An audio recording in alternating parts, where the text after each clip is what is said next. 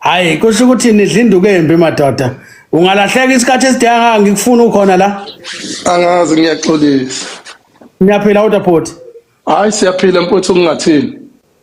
Mfowethu siyathola indaba lazo ukuthi isimo sempilo yakho isengozini angathi abomthetho bakufuna uphansi. Kwenzakalani mhlambe ungasindlalela ungasibekela. Nginenkinga nje mfowethu General Mkhwanazi angazi mhlambe khona into engayenza kuyena kodwa ke angiyazi. Uma nje ngingakuqalela udaba ngolwesibili ngifolelwe ushemen weprovince eKZN kaSantako uBoy bekobo 10:15 athi uGeneral uyangicela lapha eSevermas building ekomkhulu lamaphoyisa eKZN. Kusho ukuthi bengiqeda ukugeza nje bese ngivele ngigqoka bese ethi unkosikazi hayi ungayi noma ngikuphelezele ngithi mina hayi ngifuna ukoza ufunani. Hayi ngigqoke phume ngihambe ngiye khona. Uma ngingena nje izansi kwi-security ngifike ngo-11:45 ngoba ubethe ngo-12 ebusuku 11:45 bese ngimini ekseni emini. Okay. Yeah. Uma ngingena khona ngithe nje ngingena eminyango ukufone unkosikazi athi nawo amaphoyisa agcwele la ekhaya. Ayi kusho ukuthi limhlwithe lelinye iphoyisa lithi ukuphi wena ngithi hayi ukhuluma nobani kanjalo. Lithi ngibuza ukuthi ukuphi ngithi hayi ngila emaphoyiseni Severmas. Bese ethi emaphoyiseni wenzani ngithi hayi ngibiza uGeneral Mkhwanazi. Athi ukuphi ifloor ngithi angakafiki kwifloor. Ngimile la ngilindele umuntu ozongilanda angisikuyena uGeneral Mkhwanazi. Athi siyaza lapho uhamba nawo lama security akho. Ngithi yebo ngihamba nawo ama security akho. Athi okay siyaza manje kuwena angazi konakeliphi. Ngithi ngingena ngaphakathi bese ngibona uBoy isihlalo wethu weprovince kaSantako. Bese siyama bese kufika uBrigadier Mhlongo wesifazane. Athi awungikufunile izolo bese ngithi hayi izolo bengisemeetingini ngiyibonile ifoni ebino 325 ngathi ngibuyela kuyona kwakuthi akwazi ukuthi ubani bengifonelile. Hayi bese nginyuka siseke kuGeneral Mkhwanazi kuqhamuke usihlalo waseDelphine Coast ehamba nabanye ababili abakwi-executive yakhe. Bese ngimbuza usihlalo ngikwenze njani athi akazi naye. Hayi uma ngabe sikhuphuka sifike singene eofisi sihlale phansi kukhona amaphoyisa aseDolphin Coast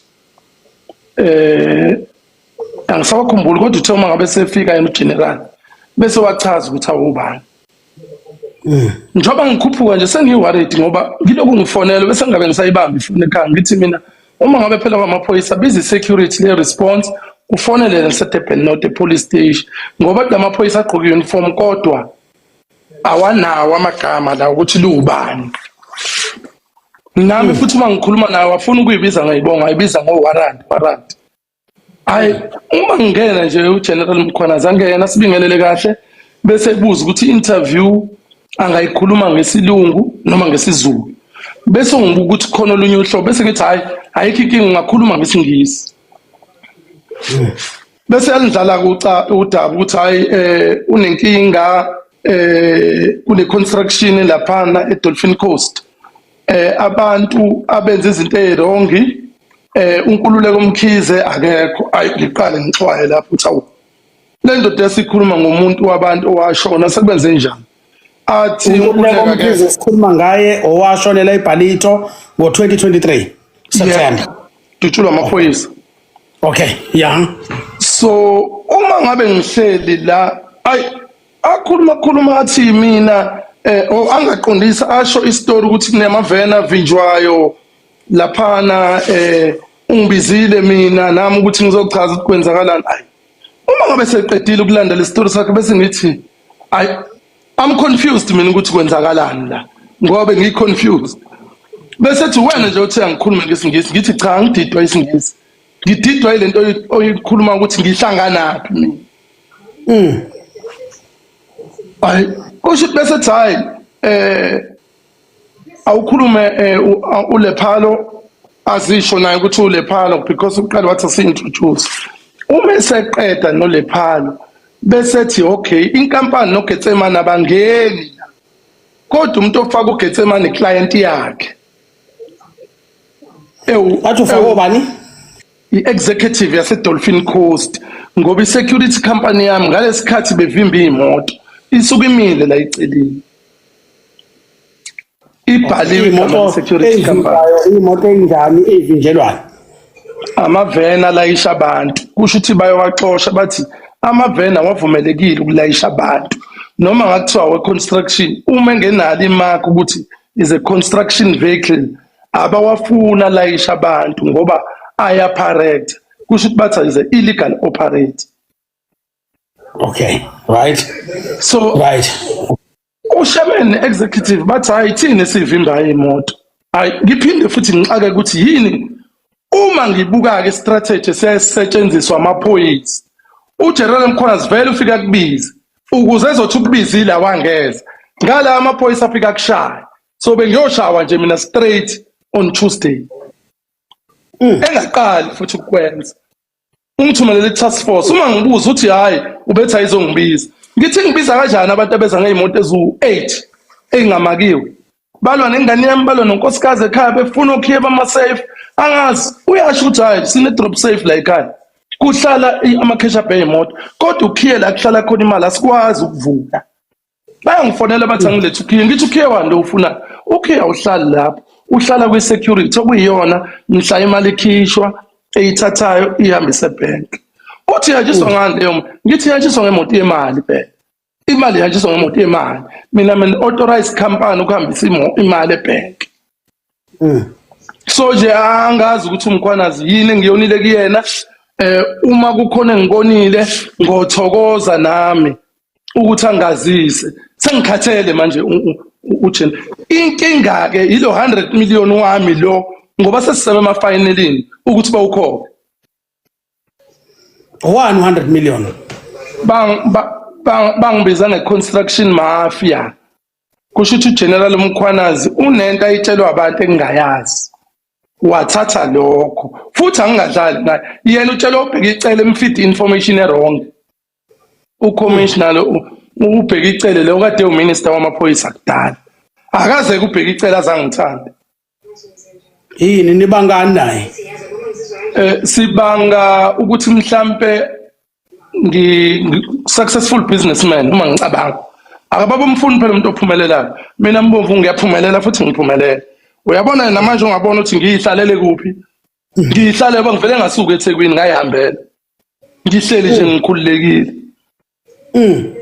so angihambi ngemali yontshontshwa ngihamba ngemali yami angazi ngihlanganisa namasela njengoba ngila amabhizinisi amayasebenza angazi ukuthi ngoneni kulowo muntu uma ngase nje noma ubani angamtshela ukuthi nansi into lo muntu ngihambe ngoyixolisa futhi ukuxolisa ke mina hayi angikusabi uma ngabe ngonile nje kuwena uyabona ngiyanqonqoza ngixolise ngithi ngiyaxolisa manje impilo yakho ayisekho sukwazi ukuba sendaweni ephephile ngiphephile manje kodwa ekhaya uma ngabe ngibuya uphethe phela uMkhwanazi uyabona ususa i-task force same time ethi ayize kumina kodwa usethumelile umuntu ongibizile ungithumelele uZondi ukuthi akangibizi ungibizile uZondi uye nami uZondi khona ngala uthumelela abanye ukuze kuthiwe bengibaleka angangeza ngadubula system nje lekufa ngayo abantu eKZN njalo nje abantu laphana ababanjwe balethe emthetheni bazochaza information iyaqedwa nje uyabulawa yeah so angisazi mina manje abantu babuGetsemane bathi ikuphi okuyiqiniso ukuthi ubaba uGetsemane esikhuluma ngaye lo esikhuluma naye la noma nami ngivusele insizwa nje sishaya ivalo la sikhanda istory esikhona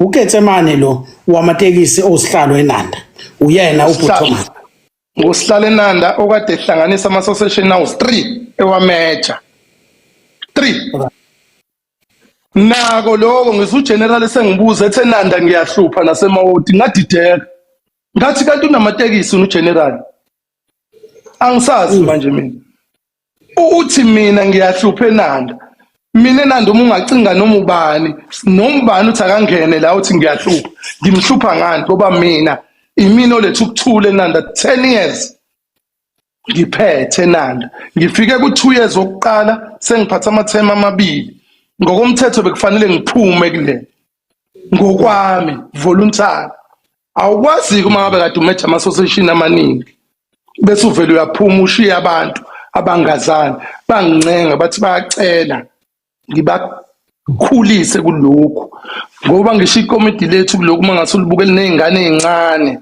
sesiyafundisela ukuthi siyadlula yeah Mfowethu angathi ungaphepha sizozama ukuthi silandele sizwe ukuthi kwenzakalani ngoba sithi cha akupheze ukuchitheka kwegazi singazi ukuthi kubangwani kahle kubantu bakithi siyathemba ukuthi naye masisuka la uGeneral uNhlanhla Mkhwanazi sizomxhuma sizwe iside lakhe le story siphinde futhi sixhume nobaba uBoy Zondi sizwe iside lakhe njengosihlalo kaSantaco kwiprovince yaKwaZulu Natal and uthi ubaba uBoy Zondi ufakazi wakho konke okwenzekile nobe kade kwenzeka uqaleni ufika kwaze kwaya ekugcineni ekhona yebo necala futhi sengilivulile emaphoyiseni lokuhlukunyezwa kweingane zami ungena emzini wami bajombe baxebula igate bajombe ayikho into engenzekanga kwami xetshulwa amagate bajomba ngathi ngiyakhuluma naye uGeneral wangifonela ngoba ngicela uBoy ukuthi ngicela uGeneral angifonele ubese ngifonela naye futhi akambizi ngesibongo lomuntu uthi warrant imanga ukufonela kanjani ninaye uGeneral ubese hamba ngoba bephuthuma eairport ngo 2:30 iflight yakhe bekufanele abhode ngo2 isuka ngo 2:30 ngakushilo angikwazi lokho akusho kumina kuthina angihlangananga wena naye uGeneral lapha hlanganile sahlala eboardroom uthe usike lapha ngo12 yena ngicabanga ukuthi ufike ngo10:12 kodwa ngo1 or 1 ubese hamba okay sengimchazelile futhi ukuthi sengihlaselwe abantu wathi cha uyena othuma amaphoyisa wathi ayathunywe yimini mangithi khona amaphoyisa okuthiwa sekhaya wathi cha athunywe yimini cha thina clean governance baba uGetsemane sizothi akube nokuthula especially umuntu omnyama ubaba uMkhwanazi umuntu omnyama siyakholelwa ngazo zonke izikhathi ukuthi kufanele kube khona ukubambisana kube khona ukuthula ngizwile igama lika Mhlonishwa the former Minister of Police ubaba uBhekicele lithintekile kwayigama lika General uNhlanhla Mkhwanazi lathinteka nabo sizophinda futhi silandelele nakubona and angithi bajabule bonke abantu ukuhlangana ko association abekho abathi cha ubabambe ngejoka ngingakuthumelela yonke into iagreement wonke ama association abemele ummeli ekukhona abameli kukhona yonke into futhi nawe Mbumva ngithi uyakwazi ukwenza lezi zinto ungabafonela one by one eNanda uzibuzele ngokwakhe eceleni ukuthi into eyenzekile into efunwa abantu kule minyaka mina ngiphethe akaze kufe ngisho umuntu oyedwa akekho kwaDutshulu akekho sibonge ukuthi kuyinto imvela kancane ukuthi embonini ebonakala ukuchitheka kwegazi kuyinto elula uphathe isikhathi eside kangaka kungabi khona ukuchitheka kwegazi siyabonga kakhulu mfowethu Getsemane la ukhona njengamanje asizokubuza ukuthi ukuphi uphephile kodwa hayi ngiphephe kakhulu ngiphephile Sizokhumbula ngonyaka ka2023 ubaba uBhekicele esasewuminister wamaphoyisa kazwelonke esho ukuthi bakubophile ngoba ubuhambile uyodla imayini inkwali la wafike kwathiwa waxosha khona abantu besemsebenzini wathi abahambe mhlambe ungasinika ibackground yalokho ukuthi wakwenza mawaxosha abantu wawulithatha phi ilungelo lokuxosha abantu kuyiqiniso kangakanani lokho wamela iqiniso noma wasebenzisa amandla akho ukuthi phela mangabe obhuti noma kukhulunywa akulula ukuthi umuntu avela kuqonde nje akungene ngenhla kufanele azame ukuba nenhledlanyana kwenzekani mongasilandisa kuleya ndaba eyayithinta ubaba uBhekicele la khuluma khona kukhona intatheli yaka e.tv ubaba ngilibele nje igama lakhe owayehoste ishow ehostel eBalito lathi khona bakubophile kade uyodla imayini ila qhamuka khona lo 100 million ke lo ongicabanga ukuthi uyawahlangisa amaphoyisa ngoba sesisemaphethelweni okugcina manje njengamanje ila qhamuka khona lo 100 million lo suit yami esengiphindile futhi manje njode bengenile ekhaya sengenza omunye u30 million njengamanje futhi nama case number yonke into sengiphethe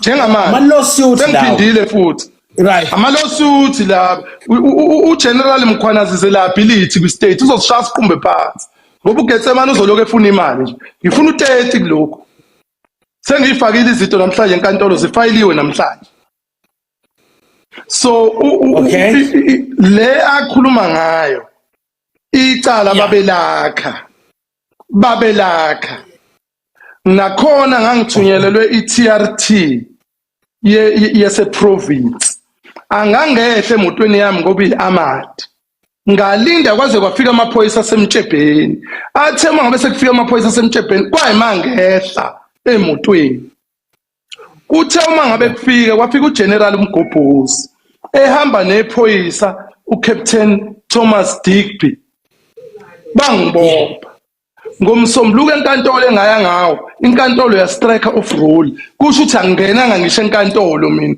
yathi ayikho lento kudlalwa ngami baya emayini la bathi khona ngifike ngaxosha abantu bathi abantu asiyazi lento enishoyo nansi intafike wasixoxelana ukuthi uthunywe inkosi yesizwe samaqadi umnikazi wale yamayini kuyimanje imayini runway construction mafia egunyazwe uGeneral Mkhwanazi ngoba uyigadile runway njengamanje imayini runway construction mafia uma ngasuke nje iqala khwari ufonela inkosi yamaqadi izokutshela uyagula lo baba uthi uphucwa uMkhwanazi mayini yakhe irunway construction mafia begada amaphoyisa lapha iTRT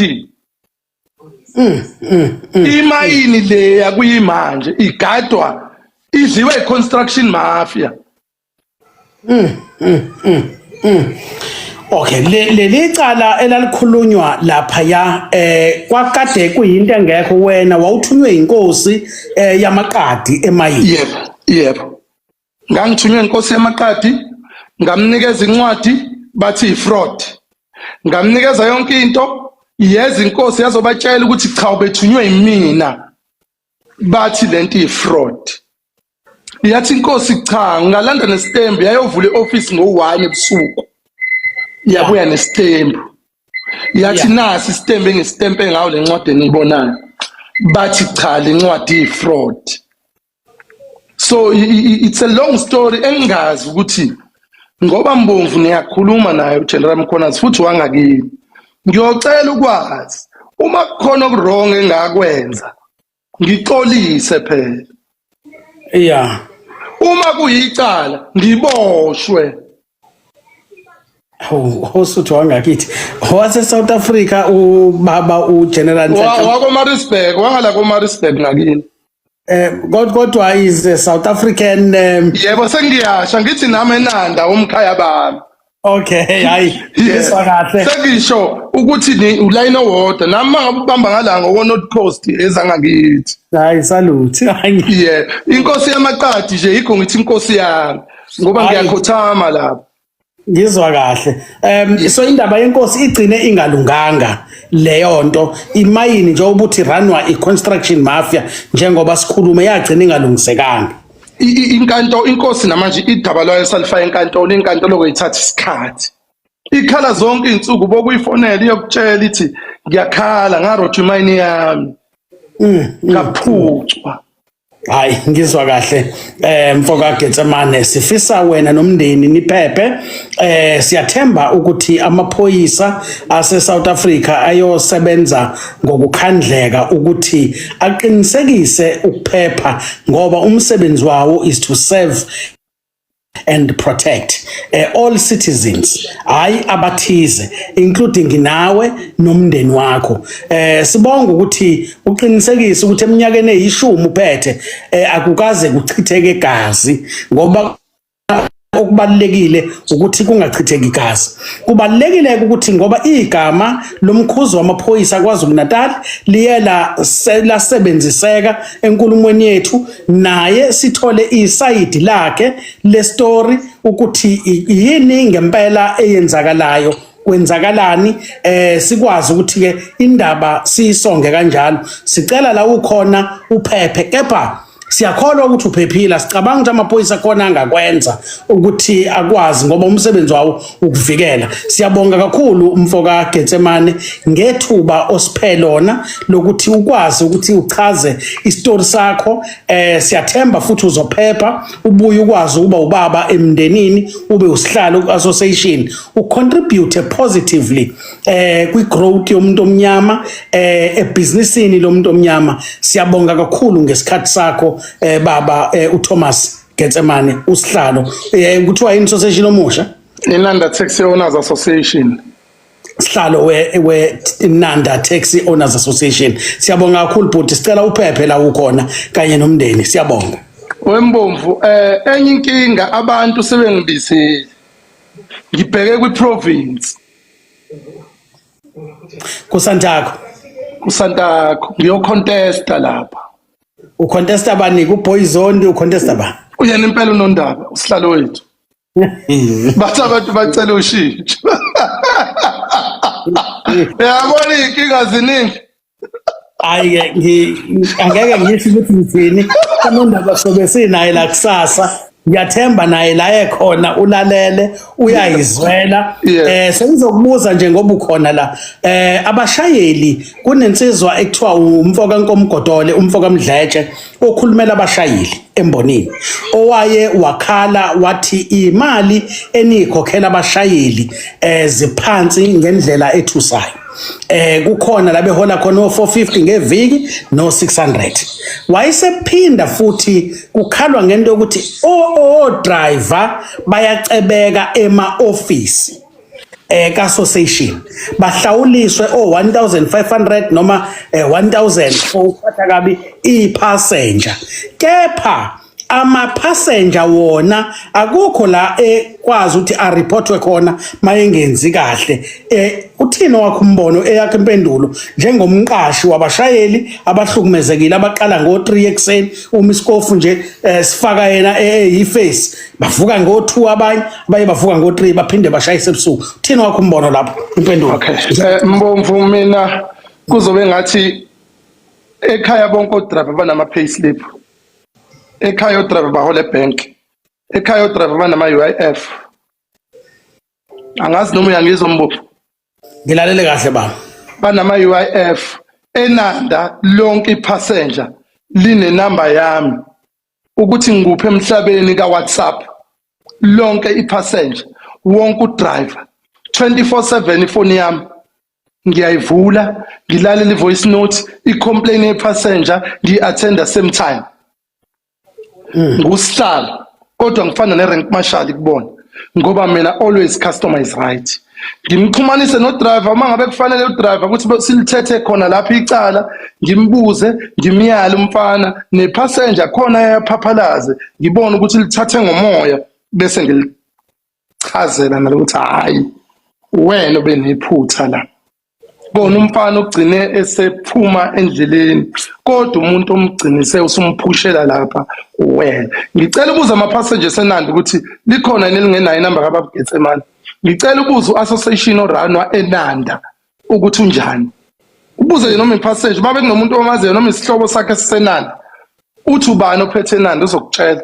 Mina ngaziwa ngisho ingane encane eNanda. Asizwe indaba yemholo ukuthi mhlambe kuye kume kanjani. Ngiyazi ukuthi uyaziwa impela yonke into iqondile ngendlela. Imholo yona imi kanjani? Uyabo nje ekhaya 6000 rand ngenyanga. 6000. Imali ka driver leyo. I-basic 6000. Angikubali ukudla ngelanga. Ukudla kuphuma emotweni. Ukuwasha imoto kuphuma emotweni. Imali eza kuyena ekhaya. Uma ngabe ezoyithatha le mali yakhe le yokudla, let's say 100 rand a day, ezowuthatha ifikele nesikhaftini sakhe, that means let's say 24 kusho 2400 plus 6000 8400 imali ayihola ngenyanga. Une allowance la une pay slip. Hayi ngizwa kahle. Angikwazi ukuni. So i-passenger ngilibhekelile, udriver ngimbhekelile. Yonke into lapha mina ngiyenza ngendlela. Angithi njengoba sila unemvume yokuthinta noma ubani, unaso isihlobo esazi umuntu osenanda, uzoyibuzela eNanda, uzochazelwa abantu. Ngeke abantu baze bakuqambe lamanga ukuthi siphatheke kahle, bephatheke kabuhlungu. Uneminyaka emingaki usembonini yamatekisi? Ngifike laphana ngino 7 years. Phezulu ko 40 years. More than 40 years mina ngisembonini yamatekisi. Ngikhulele khona, ngibe uconductor ngiye esikoleni ngibuye esikoleni ngishone khona ngishaya isicapha ngiwatsha imoto. Itekisi ngiyiqale ka A njoba sengiyila. I-experience uma ngakulinganisela eNanda akekho umuntu okhona oyi-owner engimkhumbulayo nongathi ukhona owayesekhona kuqala kunami. Kusho ukuthi ngifana nokuthi mina sengiphethe umlando wama-found eNanda. Ngizwa kahle Baba Getsemane, siyabonga kakhulu. Kodwa ke njengoba uthi sebekubizile singazi mhlambe ubona amathuba enjani? Angithi mina ngilalela abantu mina mfowambongo. Baba. Uma ngabe ngiye endaweni vele mina ngikujwayele i-competition vele siphila kuyona. Angithi ngalesikhathi abantu bekhetha. Yeah. Bayokhetha lapha. Angidlali ngemali, anginawo ama-envelope abrown ahambayo. Mina ngifuna i-fair. Uma ngabe sizoyishaya i-fair nje, angiyisabi i-fair. Ukuthi ngiwinile noma ngihluliwe, kobe ibona phela abantu ababuye ba-decide ukuthi hayi asisamdingi. Kodwa mina ngibizwe yibona ngikaze ngithi ngifuna isikhulu. Hayi ngizwa kahle kodwa hayi ukuthi uzosikhokhela imali uzosithenga. Bangayithenga bona mina nje uma ngabe ungibona kobe fair clean governance le yakho. Ngiyabonga kakhulu mfoka Getsemane. Siyabonga futhi kakhulu ngethuba usiphelo nangathi ungaphepha. Naba kubuza la iWest ingane ezalwa yithina nathi sisuke singazi ukuthi sizale emkhulukudu. Naba bathi iWest ngithini. iWest ingane lezi ezihluphayo. Lezi esizalayo angazi phela ingane zethu nodadewethu kusho ukuthi angithi iWest yalapha ngakithi eNanda. Yes. Kodwa asehlisa umoya ngoba phela kodwa indlala esesithi hayi engasale seyigwaze ekhaya imkhodo ngoba phela manje seyithatha abafuni. Ukuhleka nginensizwa engiyijwayele ethe ikubone eAlbuquerque eMexico. Angazi noma ukhetha ukuya endaweni erafu kangaka njengeMexico kodwa ngisho ukuthi usho ukuthi ukuphi kodwa ithe nje awu ibone lensizwa eMexico. Lokugcina ke sesihlukana kunensizwa la emela abashayeli ekuthiwa umfoka kaNkomgodole. Ngingazi noma ngingayifaka kade ngizama ngiyabona hayi iyona ebamba amatomu kushuthi isabu kusondela eduze kobhuti yabona hayi kushuthi ayingangayo kade ngithi mfaka umfana uGodole kade ngithi ngiyam-add hayi ngiyambona hayi ubamba amatomu Kakazela ubona sekukhona ubaba wakhe.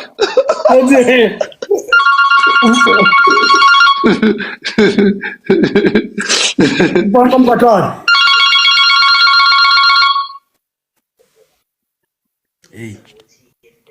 Hayi kukhala kumina lokho kukhala mbo. Hayi bekukhala kumina. Bonke umkhotholo. Mbomvu Matomela. Ya, nangu ubhuti uGetsemane. Utomdala. Mfowethu unjani khehla? Siyaphila bhuti omdala njani nina? Phila uhleka kangaka mfowethu. Hayi ukuthi webhuti omdala ngihlezi ngikuzwa ngendaba ngithi manje siyaxoxa nabashayeli laphana cha ngenhlanhla bakaze bakhuluma kabi basho ukuthi hayi siphatheke kahle lapha bengibalela nje izinto ezenzakalayo ayithi sesaba negroup no driver la sixoxa khona ngeinkinga esisuke sibhekene nazo manje cha hayi akukho kuba baye bakubeka sihlale sixoxa nje ziningi insizwe ezikhona laphana angazi bathi bebewusho association ukuthi kodwa bebevele bethi hayi ilophetho ubaba uGetsemane Inanda mfowethu Inanda. Oh yebo Inanda yebo cha ngiyathokoza nje ngithola ithuba lokuthi ngikhulume nawe ngingakaze nje ngihlezi ngikuzwa ngendaba. Yebo okay. Mhlambe nami ngizotheleleka ngibe nali imiliyoni elilodwa nje. Ayithelelani imali mfowethu. Awunguze ngesiphongo ke. Cha ngikuze ngesiphongo mfowethu. Gijima nje wena useyingane kuzogijimeka. Nasentombini kwakungutuzwana ngayiphongo ubona usuqonywa.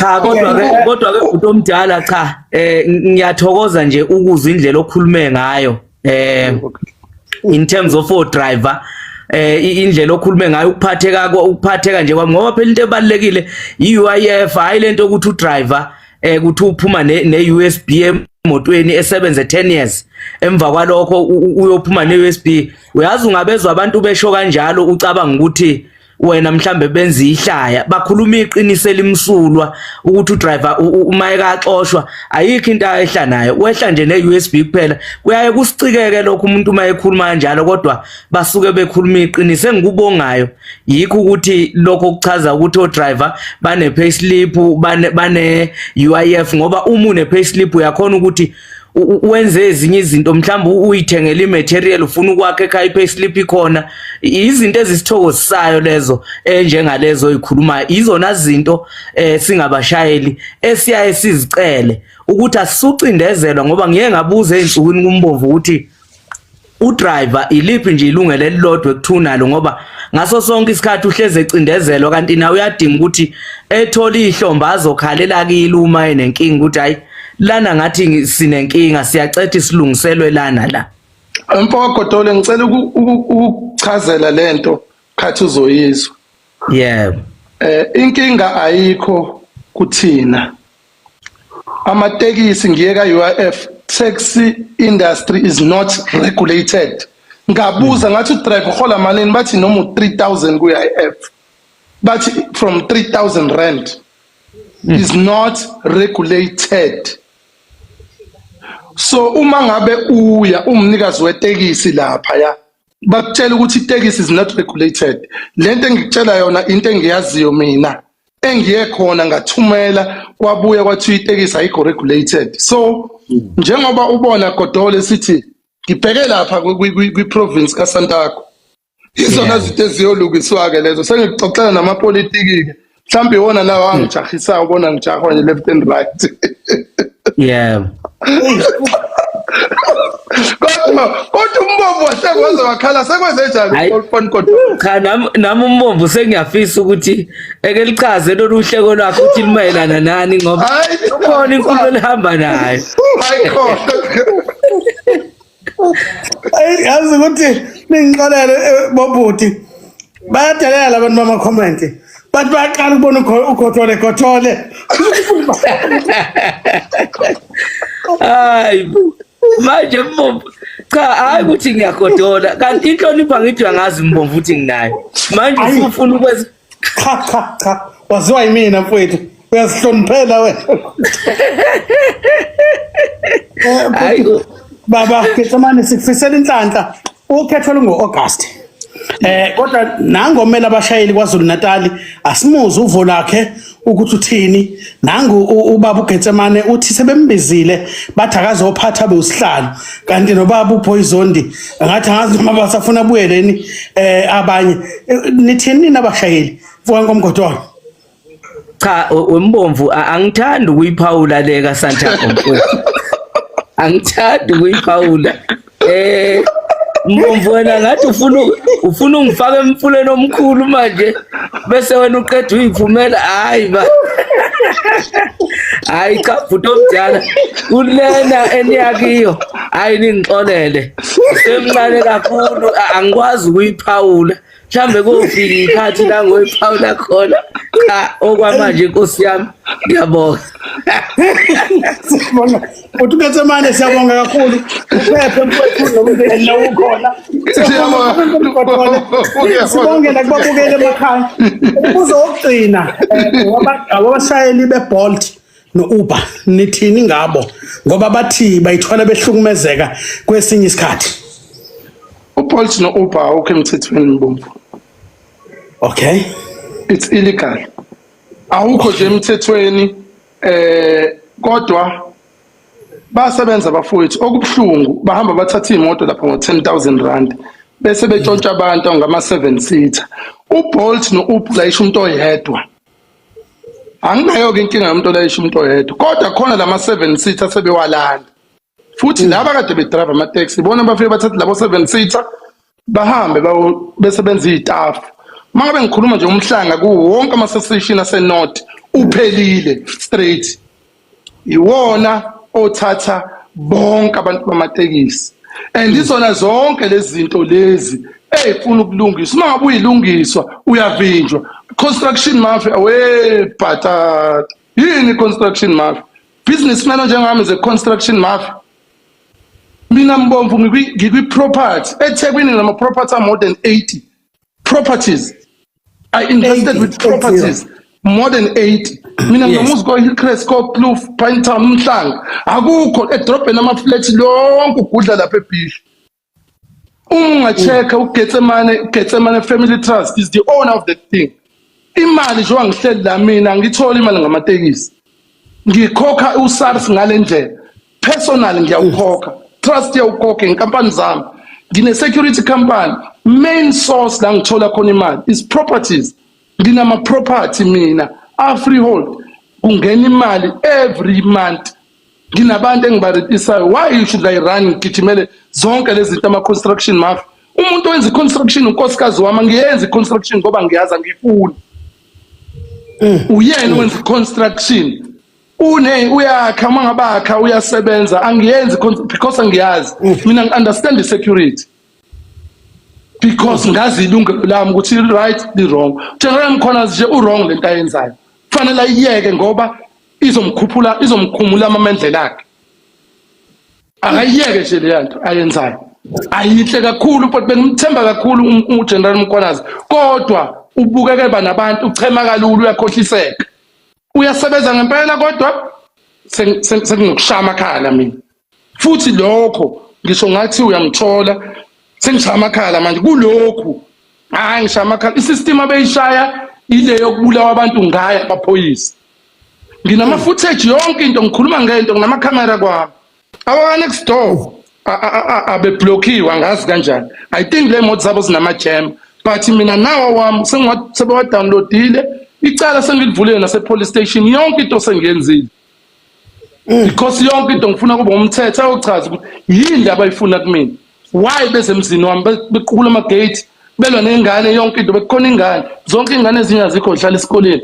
balwa nengane benza yonke into ngaphandle kwesizathu hlukumeza ingane yami hlukumeza unkosikazi wami amaphoyisa hey waze kwanzima siyaxolisa kakhulu ya kunzima ayike indoda engavuma nomkayo nezingane zayo siphila nje nami ungahlukumeza umkami noma izingane zami kungaphela ukuhleka yiloko nje angeke ngihleke into engahlekisi nawe futhi ngabe ngasho ukuthi unkosikazi kusho ukuthi angeke azajabule ngawe umama ezwa kuthiwa uyamyekela ehlukumezeka kodwa ke siyathemba ukuthi umthetho uzokwazi ukhalimeke inkinga izolungiseka sizama ukuthi sizwe nakuyena ubaba uMkhwanazi ukuthi kwenzakalani ngiyabonga ukulungisa la khona umuntu othi mhlawumbe iChaba Brothers enenkinga nami akangakhuluma amanga bangadlali ngabantu bakaChaba uMandla mina ngiyakhuluma naye uMandla ngiyakhuluma naye ubhuti womfundo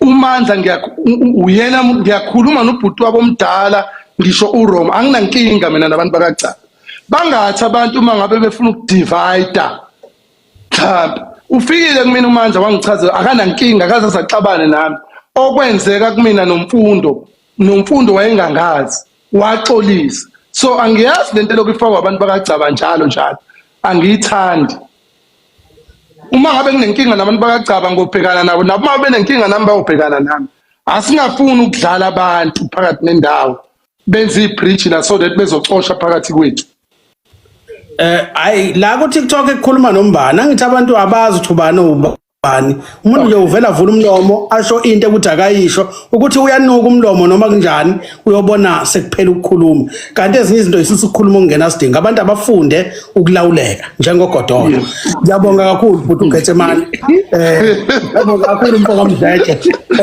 siyabonga umlawula yini uGodolo ngiyambona ulawulekile namhlanje uzibonela ukuthi hayi ayingangamlomo namhlanje wembomvu phela angithi obhuti makukhona obhuti uyathula kanti futhi uyabazi noma kuxoxa ukuthi ubhuti ubani loya uwehlele ngenzansi ulalela ucooperate mfowethu cha nami noma singaxoxa ubhuti uThomas ubhuti nami asilingani ubhuti masikhuluma ngobhuti ngingahleka ukuhleka naye kodwa ubhuti ngoba mase kuziwe engalweni ayilingani ingalo uyabona ingalo ya siyabonga kakhulu kunjalo phela mina ngumfanyana nje kufanele ngihloniphe ubhuti abadala mfowethu siyabonga kakhulu futhi Getsemane uphephe nomndeni nibe right sizozama ukuthola ubaba uMkhwanazi sizwe iside lakhe sibone ukuthi sifika kanjani emaphethelweni alendaba sizothi sikhulume nobaba uBoyzondi kusasa